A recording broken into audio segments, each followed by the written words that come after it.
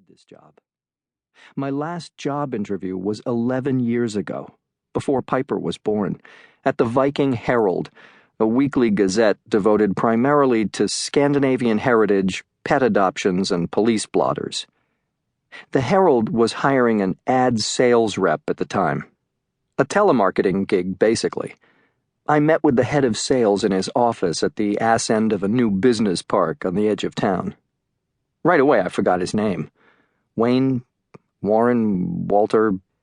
Not so much a salesman as a miscast folk singer, someone you might find strumming Tom Dooley in the shadow of a cotton candy stand on a boardwalk somewhere. "Have you ever sold anything?" he asked me. "Muffins," I told him. I didn't get the job. This morning, I'm wearing one of the button-down shirts my estranged wife, Janet, bought me 5 years ago, when it looked as though I'd finally be rejoining the workforce. Never happened. We got pregnant with Jody instead.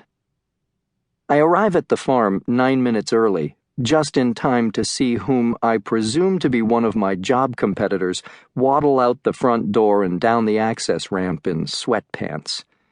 She squeezes herself behind the wheel of a rusty Datsun and sputters past me up the bumpy driveway, riding low on the driver's side.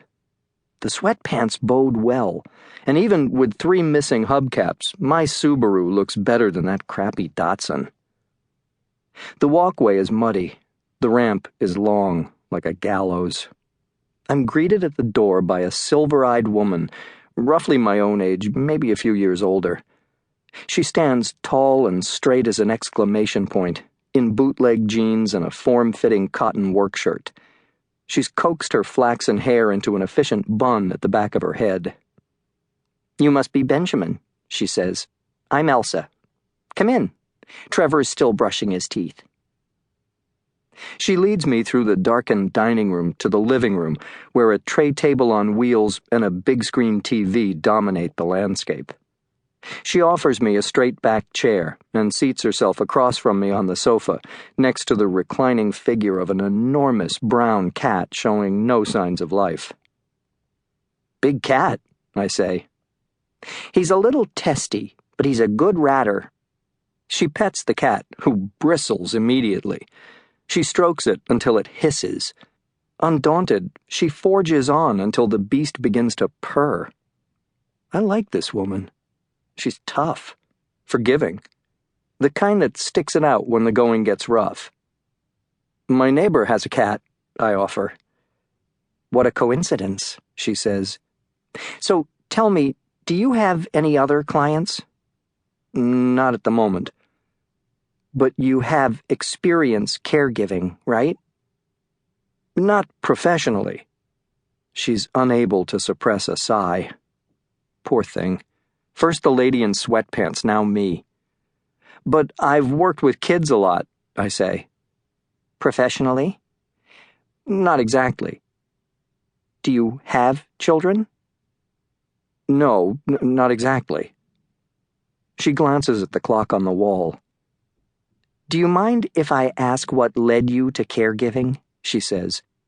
"I guess I thought I might be good at it." Because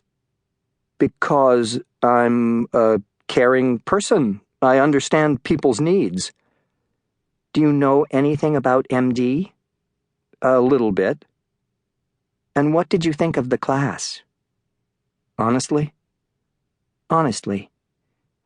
"I thought it was, pretty informative." She says. "I mean, a lot of the stuff was common sense, but some of it was pretty eye-opening in terms of, just different methods and approaches to—" I've lost her. "Benjamin, I've taken the class," she says. At last, Trevor wheels into the living room, a good-looking kid in spite of an oily complexion and a severe case of bedhead. He's sporting khaki cargos, a black shirt, and G-unit low-tops. The disease has left him wafer-thin and knobby, slightly hunched and oddly contorted in his jet-black wheelchair. "Trevor, this is Benjamin." "You can call me Ben."